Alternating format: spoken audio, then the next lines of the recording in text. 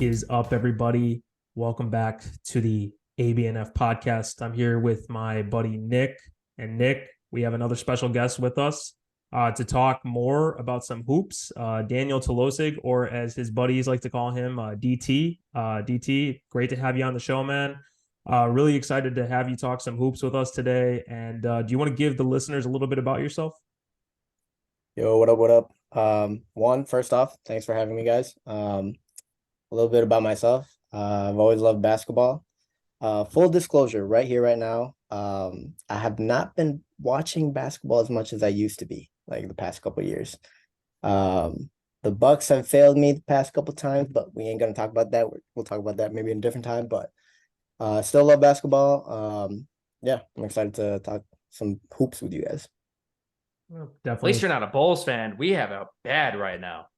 So that's very true. I used to be a Bulls fan, bro. Like with Wade and D Rose, even before Wade went back home, like all that. Like, but they've just been the front office, man. Hey, we were just talking about that last episode. So if you guys have not checked that out, check out the episode with Nick's brother Frankie. It was a great episode. Talked about the Bulls. So if you definitely want to get some like anger out on the Bulls, listen to that episode because we definitely had a great time. But Nick, do you want to start us off with what we're going to talk about today? Yeah. So the first topic we're going to be talking about is our reaction to the USA not only not winning the gold, but they didn't even medal.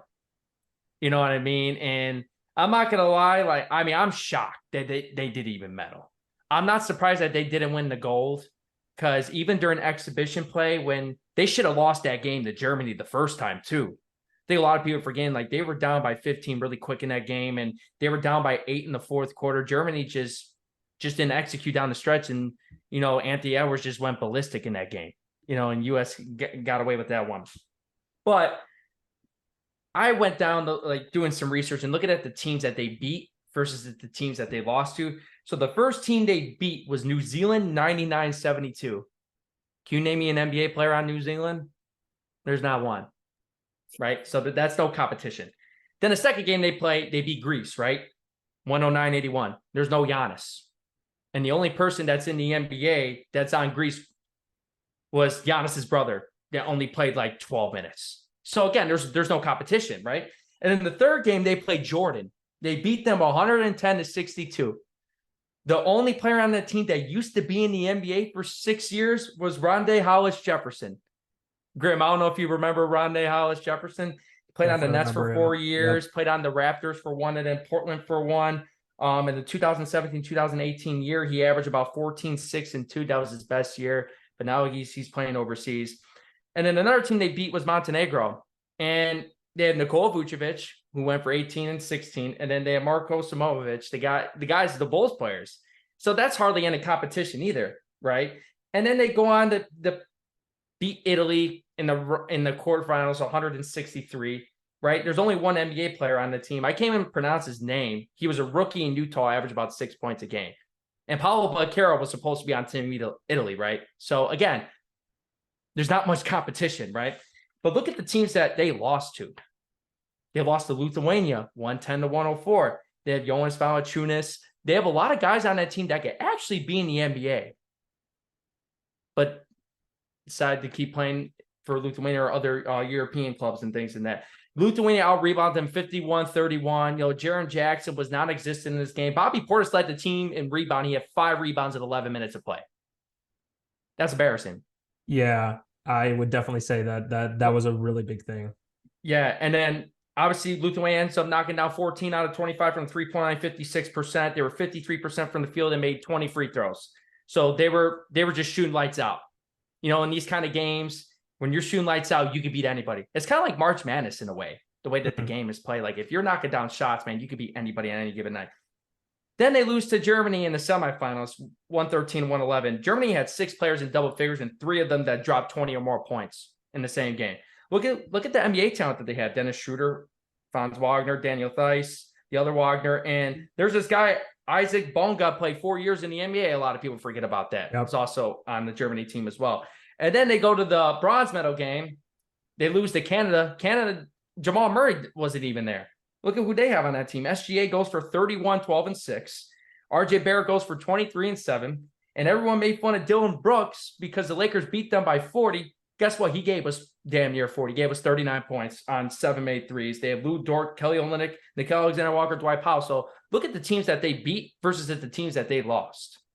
Just because the United States thinks they could throw their B team out there, there's a lot of good, teams out there that have been coexisting with each other for years and know how to play with each other. You can't just throw a team out there 3 weeks before and expect them to win the gold every single time. Oh yeah.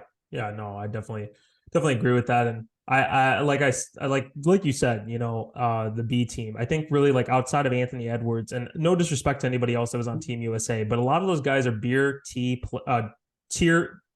B tier players where they're good to like all-star level players, or they're role players where they're kind of more in that C tier where they're not necessarily the greatest guys that are on the court. But a guy like Bobby Portis is a great sixth man. Like he's a great player from Milwaukee. Or you have guys like Josh Hart who are hustle players. Those are guys that you can definitely like have out in an NBA game. But dude, this is the World Cup. Like you need to be putting out your best talent because every other country is trying to do that themselves. Obviously, like some of the NBA guys didn't play for their home countries, but that doesn't mean that they won't do that in the Olympics because that's like the biggest stage. And before I continue, DT, do you got anything to add to this? Because I definitely saw you wanted to say something. So so I completely forgot that Jamal Murray is Canadian and that he was on that. Bro, what? The Canadian team already showed them out. I'm not gonna lie, they wanted it more. I watched the highlights. Like I said, I didn't watch the game. I haven't been watching basketball like I used to, but I watched the highlights, and like what you said, Nick, it felt like March Madness because you only have one shot, right? And you're representing your country. It's like one of the highest honors. And I was watching it. The first half was just like really sluggish. Like the USA was like down pretty much the whole way. Third quarter, they kind of like trimmed it a little bit, and they kind of kept like easing their way back. But then Canada kept like making big time shots. Then the fourth quarter happened. Oh my gosh, dude. I was just watching highlights and I was going insane. Like, okay, this is crazy. This is going good. Shea was a great point guard, man. Like he was balling out. And Dylan Brooks, bro, I hate that man. Like he played out of his mind in this tournament, though. I'll give him credit. He received a lot of slander during the playoffs because he obviously was talking a lot of trash against the Lakers before the series even started. He's calling LeBron old and all that kind of stuff. But like, man, in this World Cup, he really was balling. Yeah. So I gotta give him props. He was wearing 24 too. So I ain't gonna lie. He had the Mamba mentality. He represented that number like really well. Unlike some of the other players, bro, on the USA team. Like, come on, man. Like, completely agreed. Dude, he had his way like everywhere. He was making threes. He was like dogging people down low. He was passing it. He was dishing, bro. He was like everything for them. And that's the thing, like with these other teams, like the USA, just because you have the most talent, that doesn't mean you're going to win every single time. Like look at like the first year with Miami when they formed that big three. They lost to the Dallas Mavericks. They should have no business even having a chance against that team. But when you play as a team, man, and you have all these star players you just throw out there and expect that it's going to work out, that's not always the case. And when everybody knows, all these other countries knows that the USA is heavily favored, everyone's talking about the USA team, USA team, USA team, USA team. Whenever they play the USA, they take it personally.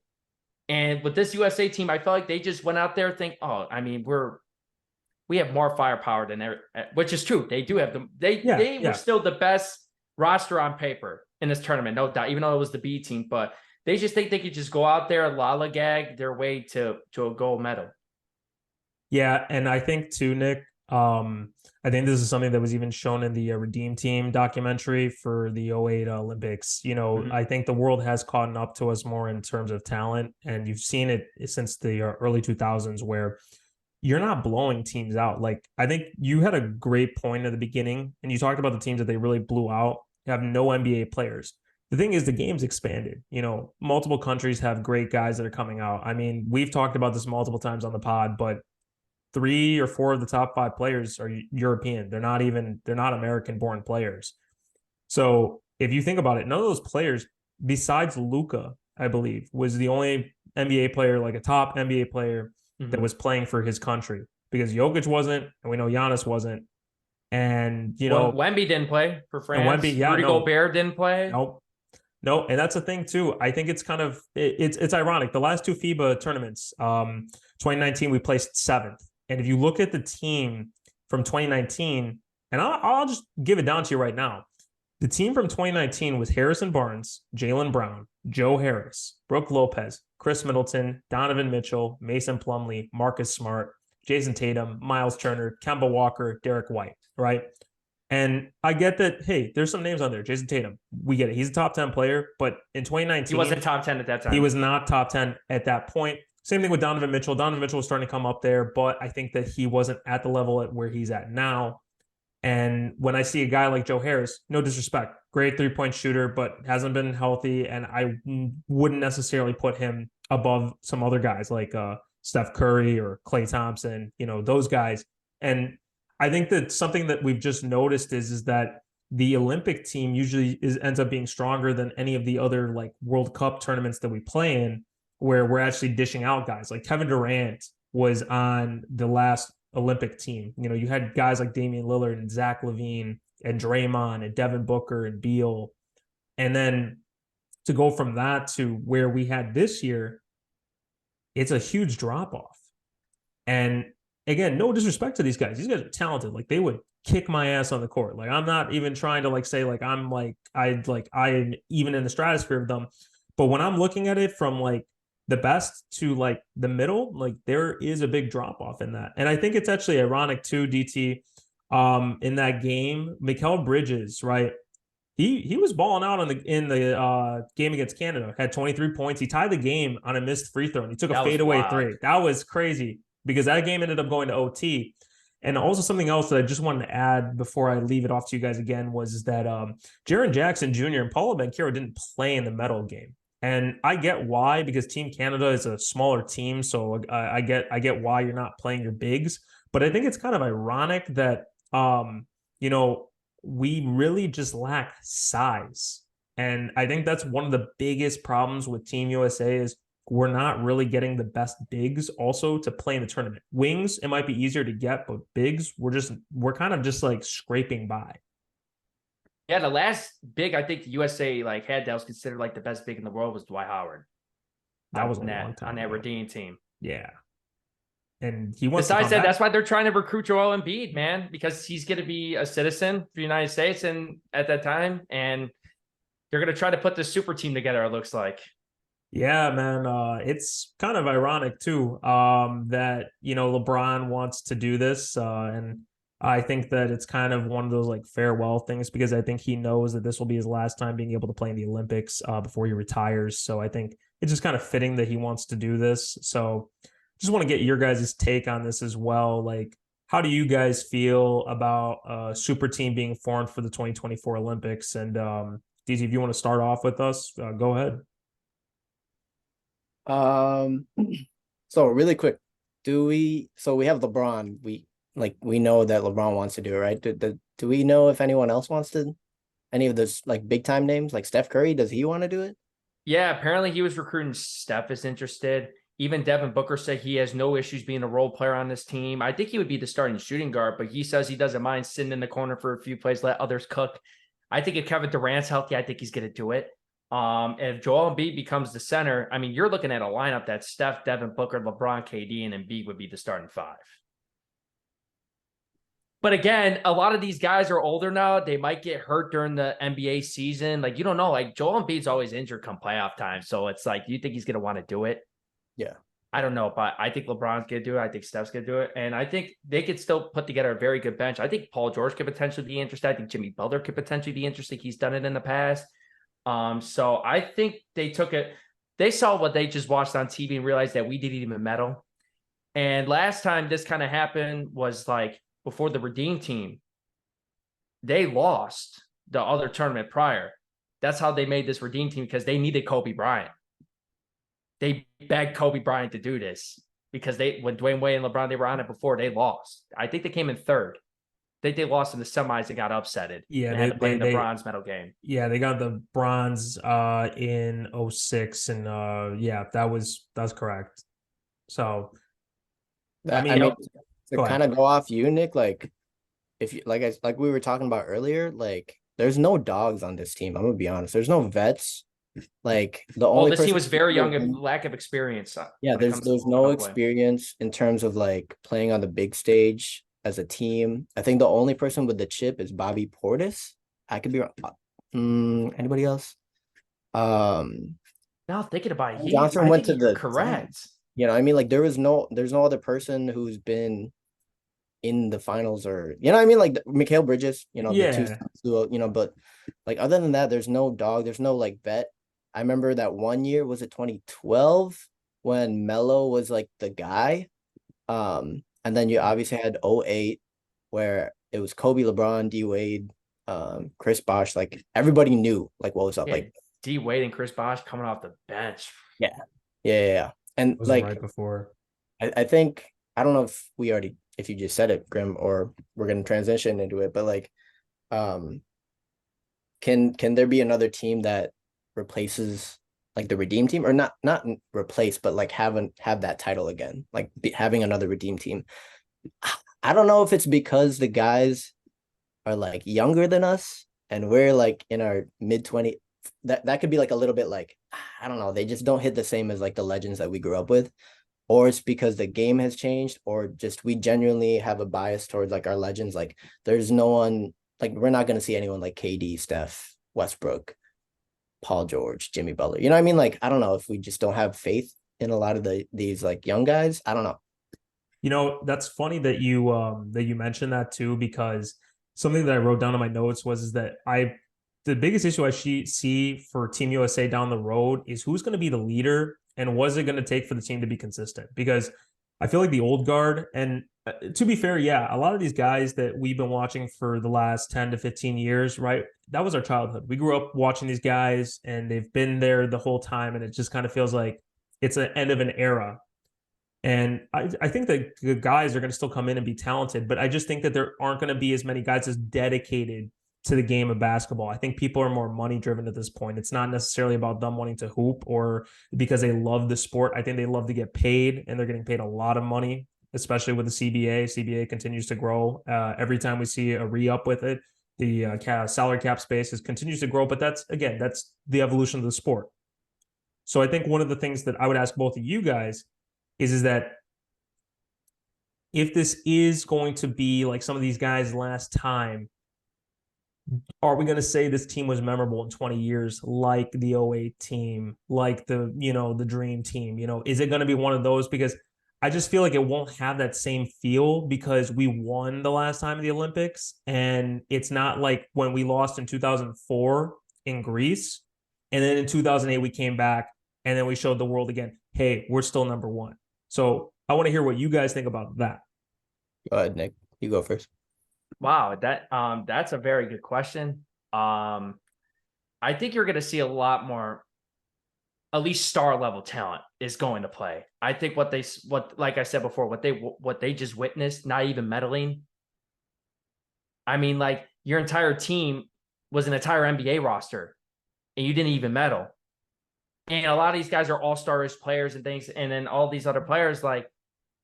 They're just playing in Europe. No one really knows who they are so much. I'm not saying they're not good players. I'm just saying that this USA team was still like the most talented team in this tournament. And they didn't even medal. And everybody saw that. I think that's why they really want to come back and show the world, because everybody's now saying that the world caught up to us. And I think guys like LeBron, that's why he was trying to get Steph Curry. I think they're going to try to shut these people up.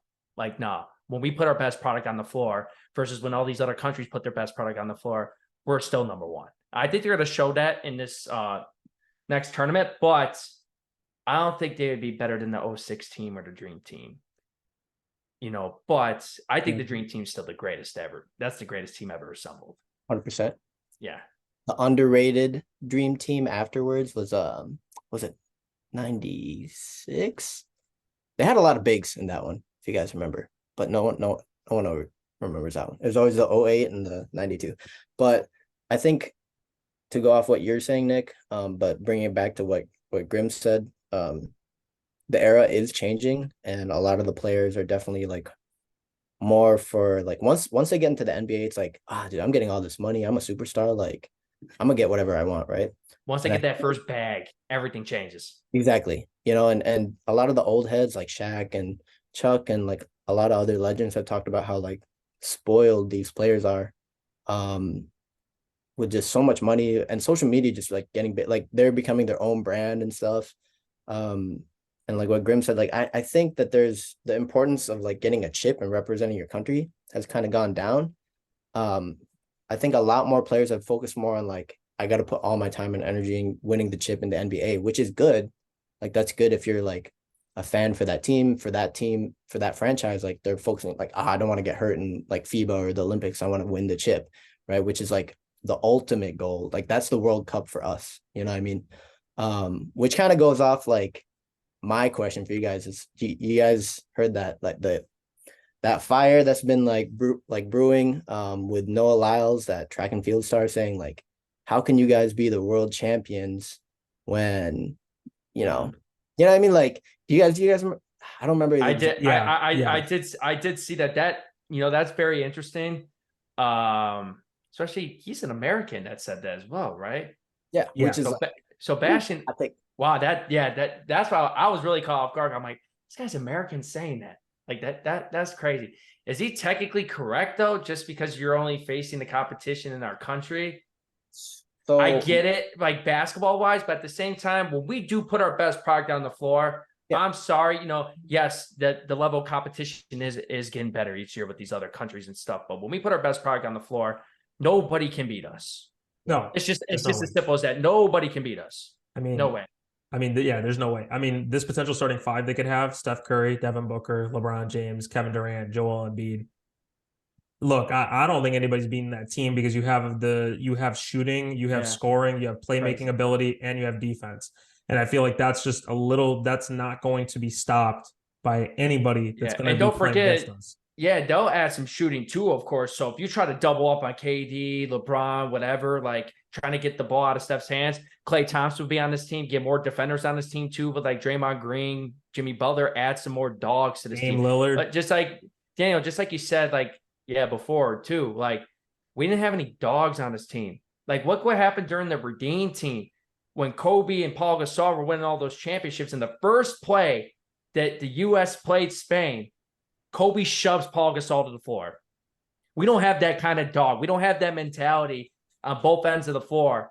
They just thought, oh, we're just going to outscore everybody, which they did, Alex. Just like you said, they led this FIBA in points, and they didn't even medal.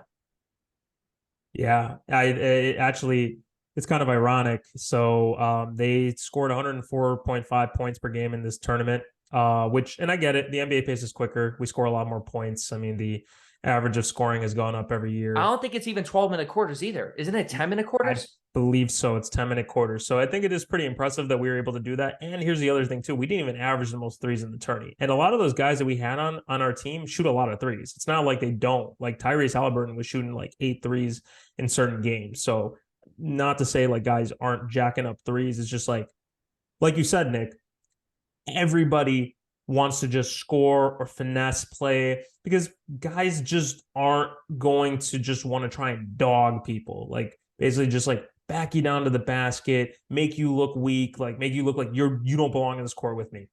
Guys don't care about that anymore because it's just more about how flashy can I look?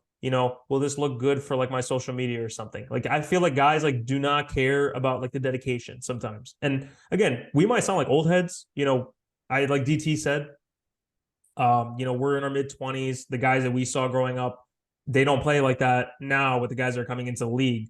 And I think that that's going to be something you'll continue to see. And I think something that we've talked about too, Nick, off air is a lot of guys in like FIBA, right? They play a lot more physical, a lot more aggressive, and the U.S. needs to adapt to that again because I think we've gotten a little too far away where it's kind of like if you pass gas on somebody, it's a foul.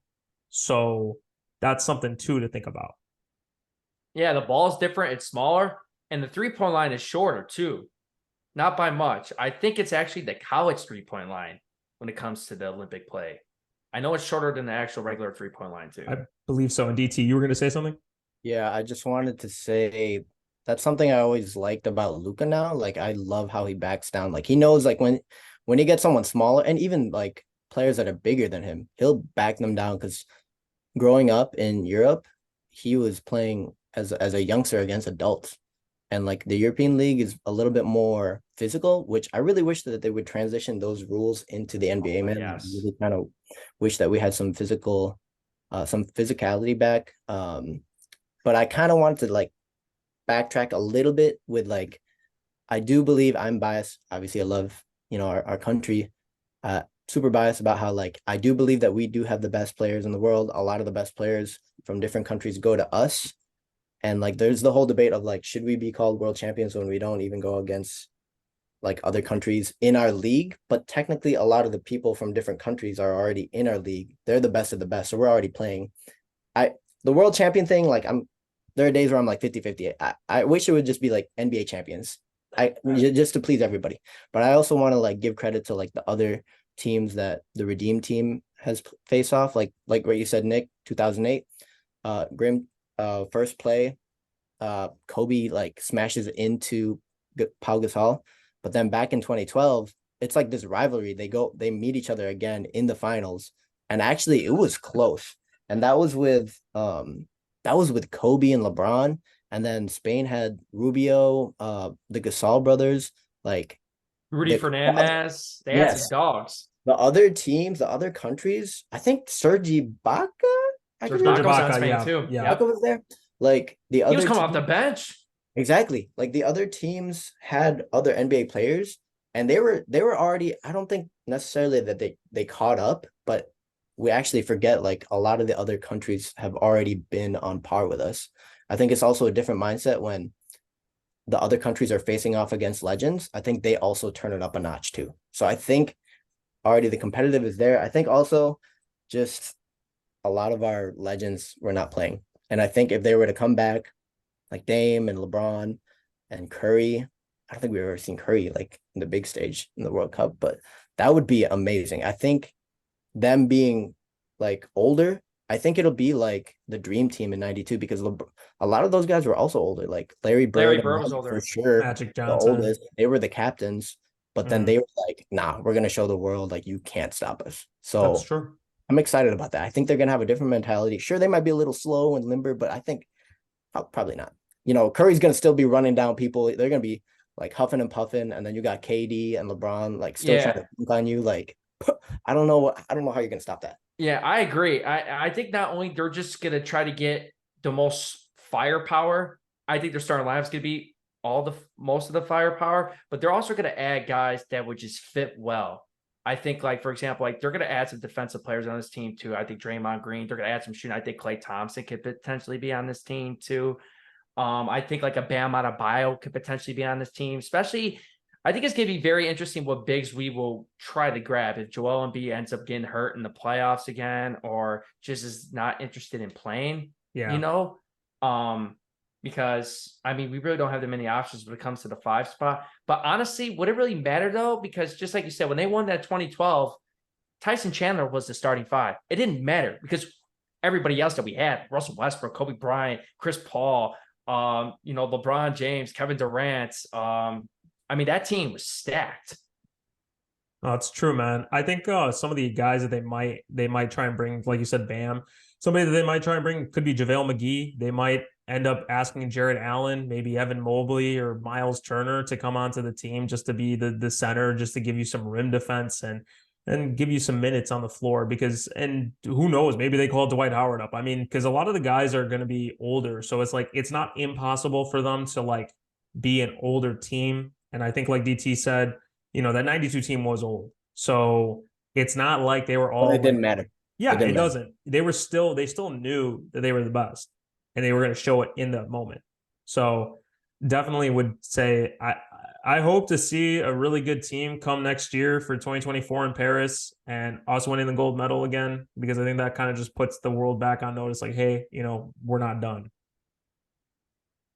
But I would just going to say too, before we wrap this segment up, and again, I just want to thank you, DT, for coming on to talk some FIBA hoops with us and just talk some basketball. And we'll definitely have you on again for more, maybe even a full episode next time as well. But I Yeah. always appreciate the time. And I know that you don't have Twitter, but is there any social media that the fans and listeners can follow you at? I guess Instagram, but I mean, I don't even really go on that. I'm right now, I'm on like a social media fast. But I guess you guys can follow me on Instagram, DANI_TALO_. So Danny Tallow, all lowercase. But I did want to say, I do hate how God gave a lot of Filipinos the love of basketball, but they gave us the height being stuck at 5'9", man. So the disadvantage of loving basketball as a Filipino. But thanks for having me, guys. I really appreciate y'all. Appreciate you for getting on the pod, man. Appreciate it. Thank you, guys. Yeah, of course, man. We'll talk to you soon. And stay tuned, guys, because we will have more coming up just in a little bit. So talk to you soon.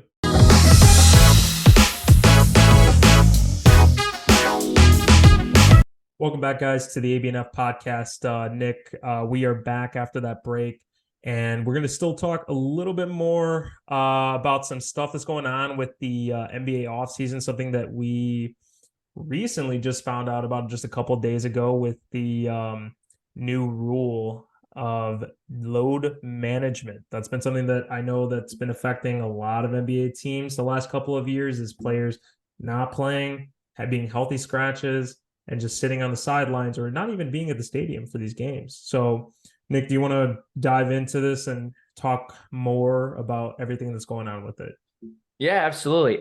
First thing, like, I love this new rule because, it's only going to make the game, these games obviously more competitive now, and these games are going to be more important game by game instead of like, oh, a team might be in first place or some second place and they're up by 6-7+ games. Oh, we can sit this guy who's not 100%. Like, but I love it for the fans' perspective. There's some people that might not, make a lot of money and might be able to go to like one game a year to see their respective teams. And a lot of these teams have like really good players now and stuff. So a family that might be able to afford one game and those star players are not playing when they buy these tickets 3-4 months in advance, not even due to like a legit injury, due to, resting. I think it's very disrespectful. It's a slap in the face to the fans. I think the NBA players are starting to become a little bit more divas, and they need to respect the people that are actually putting some sort of percentage in their pockets for actually going out of their way to show up to the game and support these players and support the franchise. So I think the players need to respect the fans more. That's just my personal opinion. So I think that's why the CBA really wanted to make a change, because a lot of these fans, like a lot of people show their frustrations on social media too and stuff like that. And they see that, so I love it, man. So to dive deeply into this a little bit more, it's going to be interesting that no more than one like star player can't be like unavailable for a same game and stuff like that. And that's for 49 players, I believe, and 25 NBA teams, if I'm not mistaken, which is nearly 11% of the league that's impacted by these rules. 15 teams have multiple players who have been named all NBA or made an all-star appearance in the previous 3 seasons. So that's what the names are based upon, pretty much. Yep. And I just love these punishments, man, are low-key harsh, and I like it. I like that if a team violates the first time, it's $100,000. Then the second violation is 250, and then 1.25 million for the third violation, and then any other violation would be a minimum of $1 million or more. So I love what the NBA is doing, and it's good for the fans. It really is. Yeah. No, and I think you make a good point about, like guys have become a little bit more divas, and not to say like what Greg Popovich was doing back with the older Spurs team where he was resting his players. And I feel like that's really where this origin of load management came from, was from Craig Popovich, those Spurs teams. Obviously, Kawhi was somebody who was also load managing for stretches of time. And I think a very interesting thing too is, Nick, with this rule, you cannot have more than one star player, unavailable for the same game. So for an example, with Boston, right? And you were mentioning how it's going to be the last 3 years being all NBA or an all-star. Jaylen Brown and Jason Tatum have been all-stars multiple years. And if either of them are like, let's say like one of them is legitly like hurt, like then they can be out. But if they're both healthy, one of them at least has to be available. And that's a good thing that they're doing with this, because I mean, like, I get it that injuries are going to happen, but the likeliness that both your star players are going to be out from injury is very unlikely usually. It does happen to some teams, but usually that Except for the wouldn't happen. Clippers. Yeah, I was going to say the Clippers is like one of those, like, they're a team though that for sure will definitely get hurt by this rule. And another thing too is that if they are to if they want to like basically rest a player, they're going to have to get a pre-approved designated back-to-back allowances for the players. So they would have to request, and you have to request a week before, and explaining why the player's participation should be limited. So It's like an actual job when you try to take off work. exactly. It's like me going to request for PTO and giving a reason to my manager of, hey, I need this time off, but I have to give it 3 months in advance to him, right? And that's the thing with like the NBA too, is that they want to try and limit the amount of times that guys are missing games for non-injury related things. And I mean, yeah, man, like, I'm not gonna lie, Bulls tickets are getting expensive. I mean, like, even like the cheaper tickets now is like 80, $90 back when, you were starting to be able to go to the games again in 21. I think the cheapest tickets that I would find would be like 20, maybe $30, on against a bad team. But no, I mean, people want to see their star players play, and guys are not putting in that effort to want to do it every night. They think that they need to rest, and I do agree, it's intense and you do need to have rest, but at the same time, you're getting paid all this money to go out there and perform every game. That's the expectation. When you sign that contract, you're saying, hey, I'm going to play all 82 games for you, and I'm giving my time for this. You have to be, go ahead. Sorry. No. What I was gonna say is like, like our regular jobs that we work. Yeah. After our 8 hours, man, we could go about our yeah. day, do whatever we want. But I'm sorry, but when it comes to being a professional athlete, you have to be a professional on and off the field or whatever sport it is. So it's your job after like a practice, or it could be like a weightlifting session or an actual game. It's your job to do the best of your abilities to be available. No, that's so it's a 24/7 thing, especially in the NBA, especially the 82 game season. I know it's a long season, and I know it is a lot of games. A lot of them are 3 games and 4 nights, and with the travel, like I get that stuff. But during those times, man, these players, I just feel like they're not. A lot of these star players, I feel like they already have in the back of their mind, yeah, I'm not going to play this one. I'm just going to sit out. Yeah, and I think that's another thing too, though, is like a lot of these guys, right? Like when we think about like load management teams, the Clippers is one of the first teams that comes to mind. I think even with the Lakers too, with Anthony Davis and obviously LeBron's age, is going to be another team. And I think another thing too that's interesting about this whole rule is like when you have these 1 game absences for a star player, it's a preference that those absences are to happen in home games. So apparently, like last season, Steph Curry, Klay Thompson, Draymond Green all played in a home loss to the Indiana Pacers December 5th. Then were all rested for a road loss to Utah Jazz 2 nights later. So under the new rules, Golden State would have been investigated and likely fined in that case, because when they went on the road, there were probably people in Utah that are like, hey, I really want to see these 3 play. And they all rested. They weren't hurt. They weren't injured. And they just did it because it's not a good team. Well, considered not a good team. And, we're not going to risk the health of our players. So it's just kind of like, it's a pick and choose then. And that's really something that they're trying to do. But I feel like the CBA has definitely come down a lot on a lot of, things that players have been doing the last 10 years. And I think we're starting to see the reverse effect of it, where it's kind of like, okay, well, if you do this now, like, here's a penalty for this. So, Nick, I got to ask you too. Do you think that with this rule, we're going to see more injuries? Like, do you think there are going to be more guys that are going to get hurt now because of this? I know that sometimes like intensity with the games can cause, knee injuries to happen more frequently. Do you think that that could be an uptick with this rule? I believe so. I think you're going to see a little bit more injuries, but at the same time, I think if you can't really low manage that much, I think they're just going to lower their minutes during the game. There's no really rule on that too. So if they have like a really good, first half, they're blowing a team out by 30 or something, and if they're they got a knee injury or something, or they're just sore, like they could just keep their minutes at a minimum. Say, hey, they played 15 minutes, and they're coming up to me saying that they can't go any longer. And coaches, they could use that as an excuse. You know what I mean? So I think you are going to see more injuries, Yeah. but unfortunately it's part of the game. I mean, you see what Yeah. just happened in football with Nick Chubb. Ooh. Very devastating.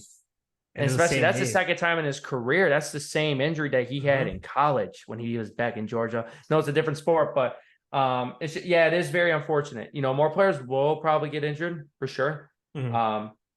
Is it going to be major injuries? I'm not really so sure about that, but you definitely will see more players that are banged up. Yeah. I mean, it's just an inevitability with a lot of teams is Yeah. guys are going to get hurt. I mean, like you said with Nick Chubb, that nobody expects that to happen. I mean, dude, I was literally playing basketball yesterday after work, and I pulled my back, literally just a muscle. Like I just pulled it. Like it's just you never go on to these like fields or courts and say, hey, I'm gonna get hurt today. Yeah. It's just a part of the game. And I think something too is that I think for like I know I'm gonna harp on it again, but the Clippers, right?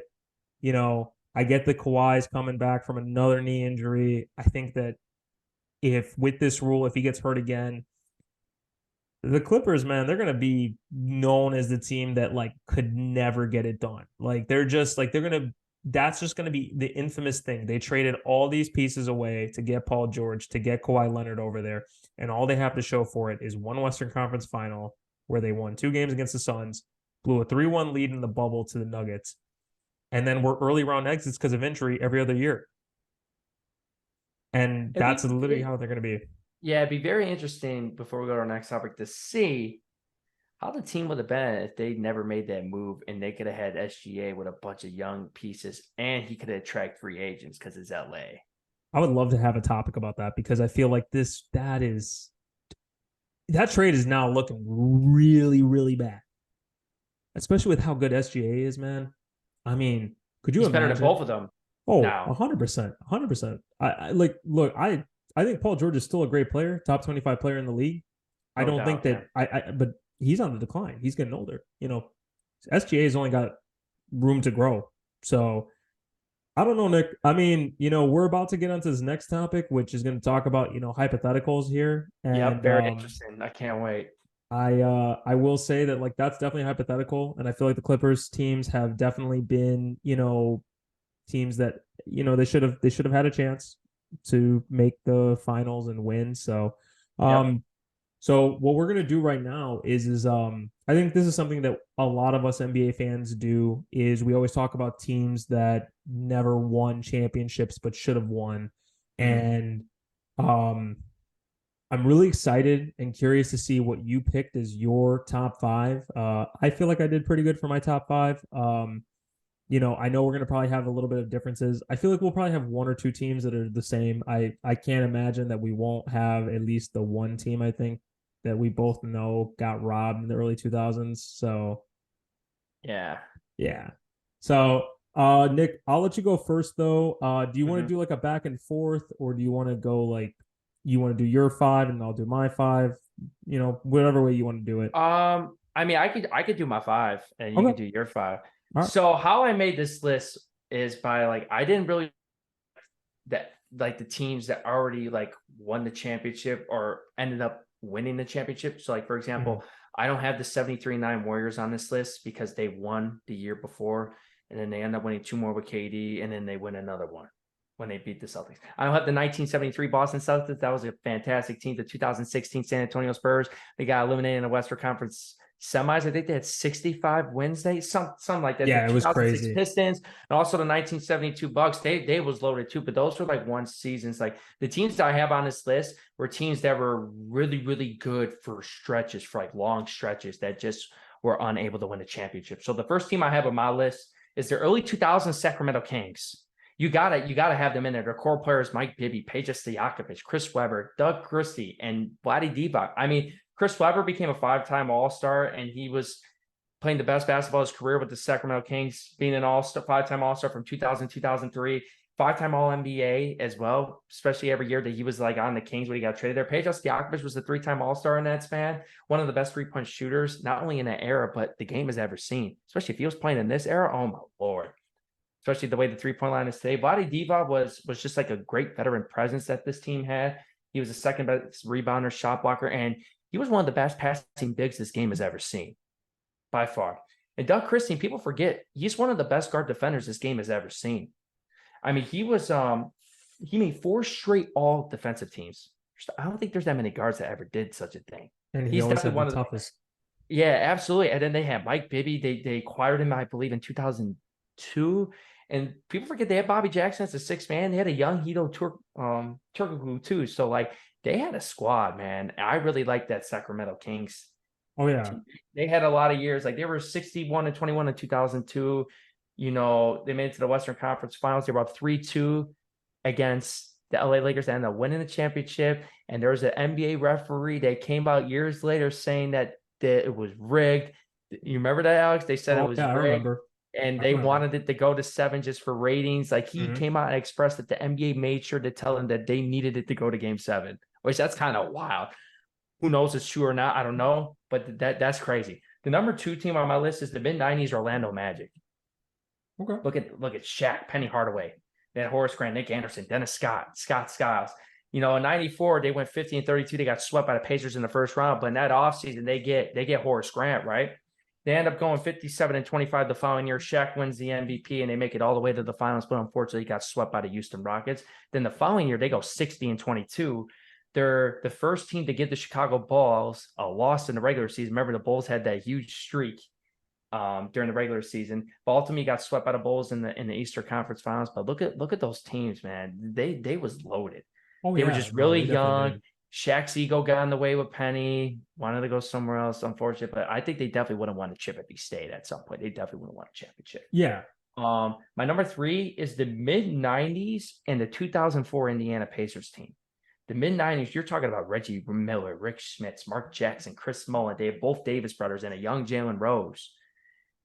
That's a pretty damn good team, if you ask me. In 98, they go 58-24. That's the year that the Bulls, that was the only Game 7 the Bulls allowed in the conference finals during the championship Jordan and Pippen era, you know. And then in 2000, they go 56-26. Jalen Rose was most improved player, ends up being the number 1 overall seed in the Eastern Conference.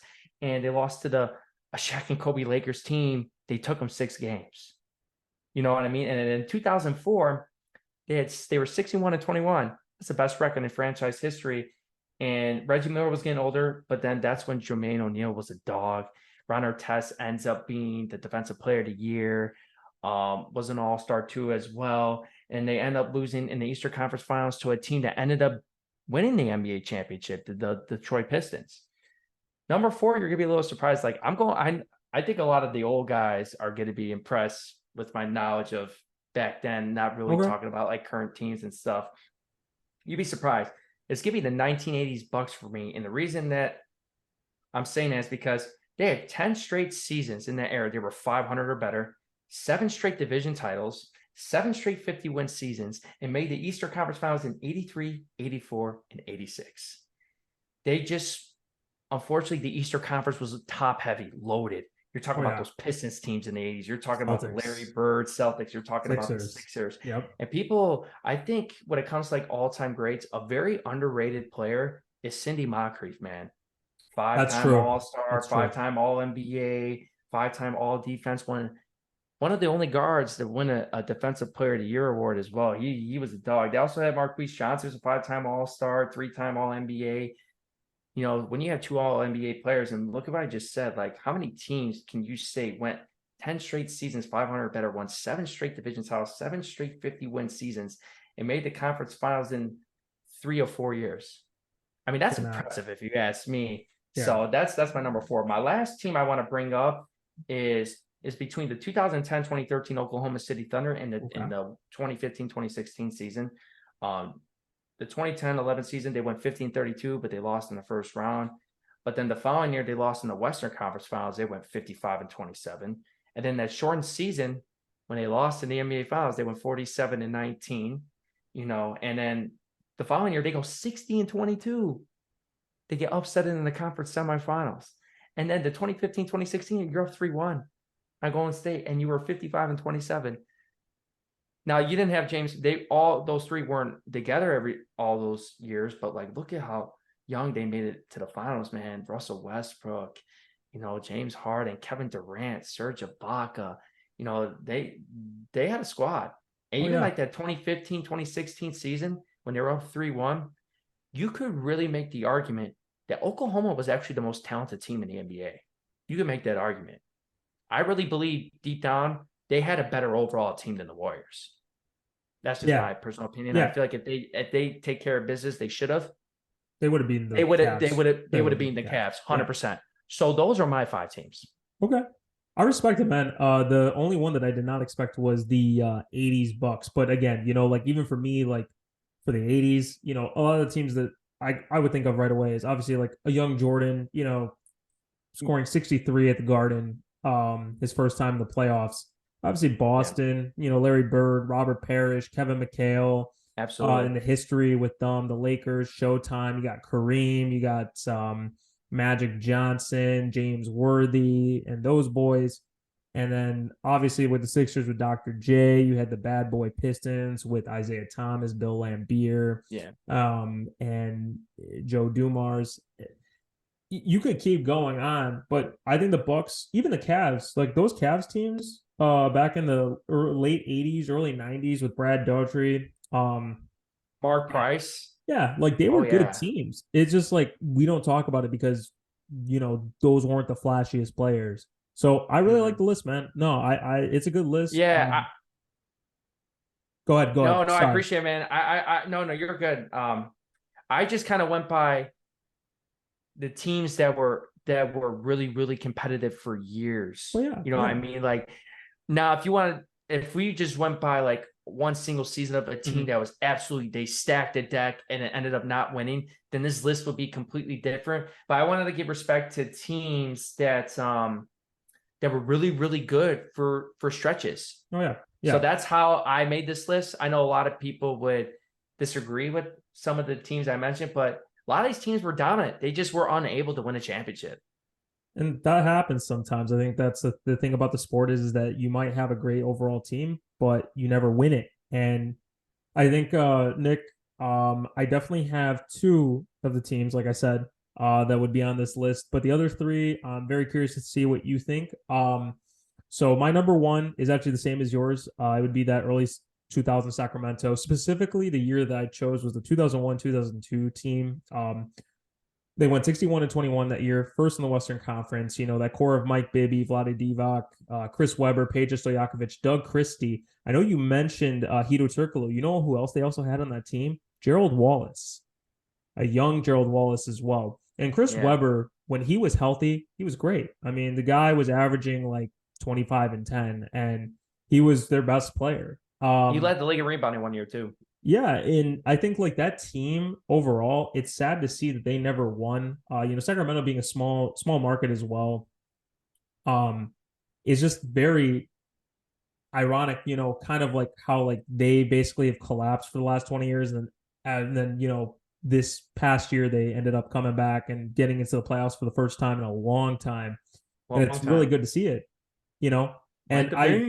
Yes, sir. Light the damn beam, because we were definitely talking about them this year, man. I don't want to hear nothing. That was about, you, man. That was all you. I'll give you credit. Full credit for that. I'm not a bandwagon with this. I called this last summer, so I definitely have been on them.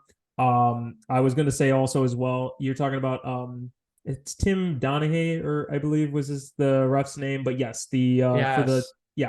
So again, I think a lot of scrutiny is going to always come down to the Western Conference Finals Game 6. I mean, when you shoot 27 free throw attempts in the fourth quarter, it's hard to not say, hey, this seems a little rigged. Like how are you shooting 27 free throws? Not to say Shaq wasn't the most dominant player in the league, and there was reasons for why you're shooting that many free throws. That's one quarter.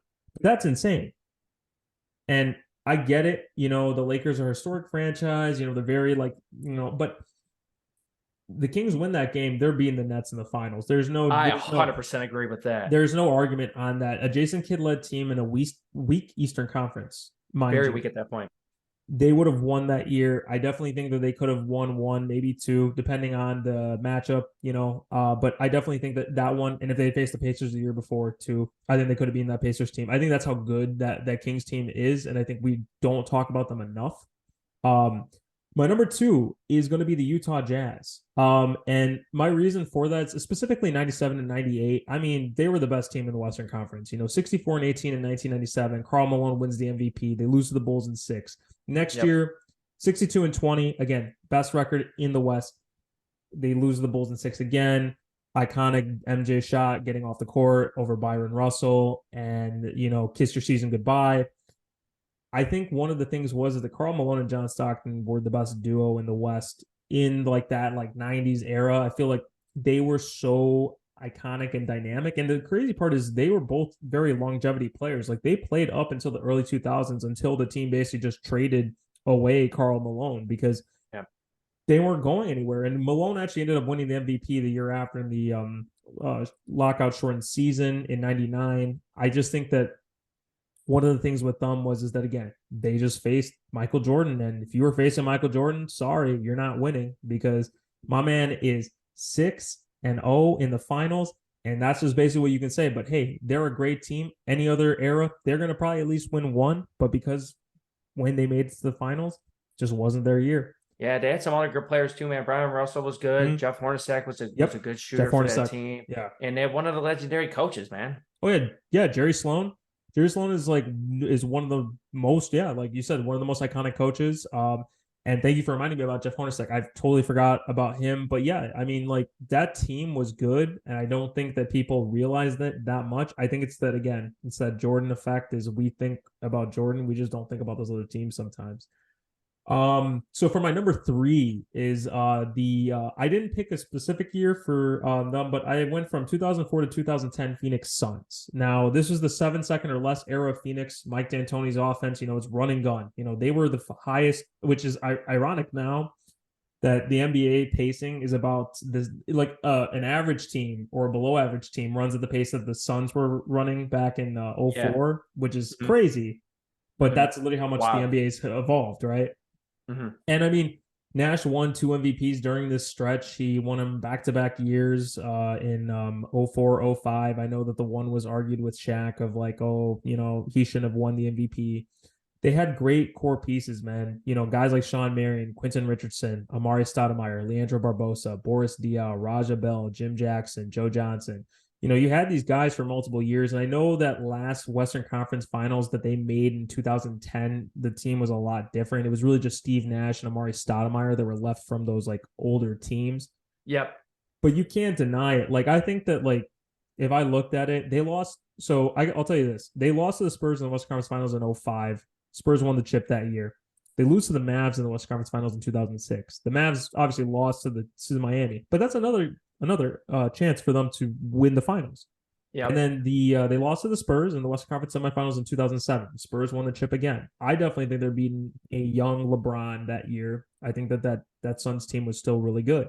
They lose to the Spurs in the first round in 08, and then they lose to the Lakers in the Western Conference Finals in 2010. I know it was very iconic. The Lakers like coming back, tied the game up, win in overtime. Everybody remembers that. And after that, it was the deconstruction of the Suns, and they weren't good until the last couple of years. Again, another team where just kind of like they went through this whole like dormant period of like not being good. Yeah. No, it's interesting. Imagine if they kept that pairing with Nash and Dirk together in Dallas. Dude, that would have been crazy. Multiple rings. I think it's crazy that Nash ended up leaving and coming back to Phoenix. Like he was drafted by Phoenix, then ended up coming back after they lost Jason Kidd. Yeah. So it's just kind of ironic. And then my 4th team is going to be the early 2010 Thunder. I think the best year for them to win because as much as we'd love to say about the big 3 of James Harden, Russell Westbrook, and Kevin Durant, at that time, they were just too young to win. I think LeBron was at the peak of his powers at that point. I don't think he was going to lose to Kevin Durant. And I think that 2015-2016 OKC Thunder, they were the most complete team. Like with the last 4 teams that were left, they were the most complete and well-rounded team. They were up 3-1. I know you mentioned already that they were 55-27 in the regular season that year, third in the Western Conference, obviously because OKC was 73-9, and the Spurs literally won like a franchise high 67 games as well. So both teams just said, let's, Kevin Durant that year too, he like averaged 28, 8 rebounds, 5 assists. You had the size to combat against a Cleveland team. You had Serge Ibaka, Enes Kanter, Steven Adams.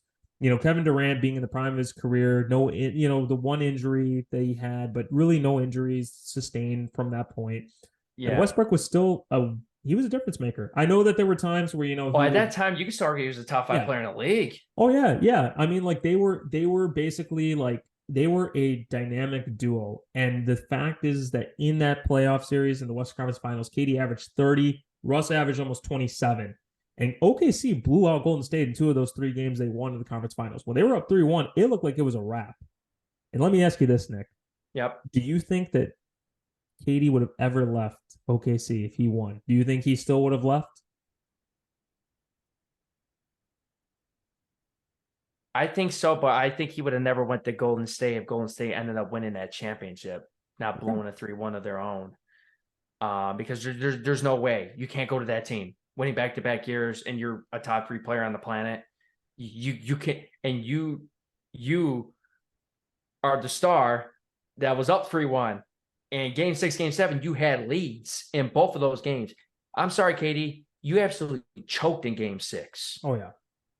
You know what I mean? So it is what I think he would have left just because of the whole Russell Westbrook thing, because Russell Westbrook was taking too many shots, too many questionable shots. I think KD wanted to play more freely and not really be so ball dominant so much. And Golden State gave him that, because of the style. Kevin Durant, it's all the style that they play. It doesn't matter who takes the last shot. It's the open man.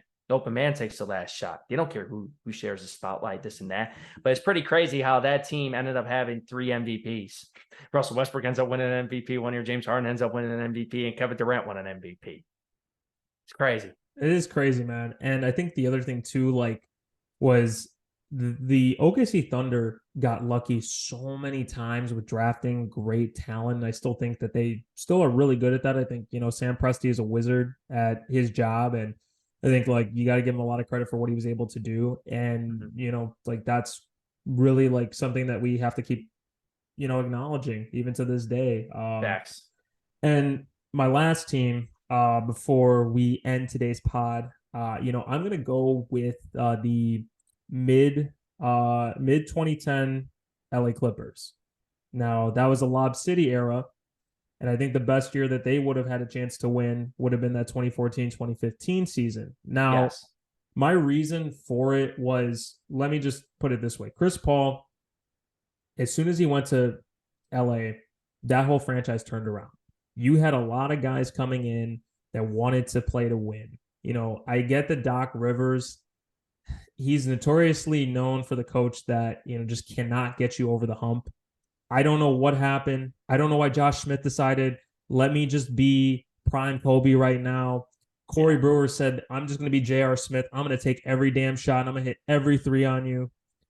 They should never have lost that 3-1 series to the Rockets in 2015. I think Golden State was a little young still. I think they were about a year off from really actually making it to the finals. They just played a really weak Houston team. Not to say James Harden was garbage, but that Houston team had no business being there. That should have been LA's season. And I think about all the guys that they had around. Obviously, Blake Griffin was, at that time, he was a top, people would argue he was a top 10 player. He's a star, 100%. Yeah, DeAndre Jordan was athletic as shit. The dude could jump out of the gym. He literally that dunk on Brandon Knight was insane. That body bag Brandon Knight play, that's going to be known for all time. He literally looked at the replays like that. When you're doing that, that's insane. I remember the one where Blake Griffin just puts it back on somebody. You just see DeAndre Jordan hold him, and they're like, "Stop it, stop it!" The team was that was the Kendrick Perkins. Yes, when he dunked on Kendrick Perkins. That team was so much fun to watch. I really enjoyed it. When I started getting into basketball, the Clippers were one of those teams I was really paying attention to a lot. Yeah. And when they got JJ Redick too, I think that was a great pickup for them as a shooting guard. He's able to stretch the floor out. They picked up guys like Matt Barnes, Jamal Crawford. I think the most recognizable. I will always remember Jamal Crawford was his years with the Clippers as well, just because of like the success. Very underrated when it comes to the debate, when it comes to who has the nastiest handle. Oh yeah. Oh, I don't think he's number one, but he's top 5. I mean, his handle was filthy. Jamal is nasty. I remember that move that. he did when he was with the Knicks on Kurt Heinrich in the transition? Yes. Oh my God. The dude literally is a hooper. I mean, this guy came out of retire. Well, he didn't officially retire. He was a free agent. The dude comes in to the bubble and just drops like he dropped like 40 for the Nets or something. It was like some crazy thing. So Jamal Crawford was like another guy that they had on this team. So they had a lot of talent. Even they had Eric Bledsoe at a certain point. I remember too before they traded him. Yeah. I that's one of those teams that JJ Redick. Yeah.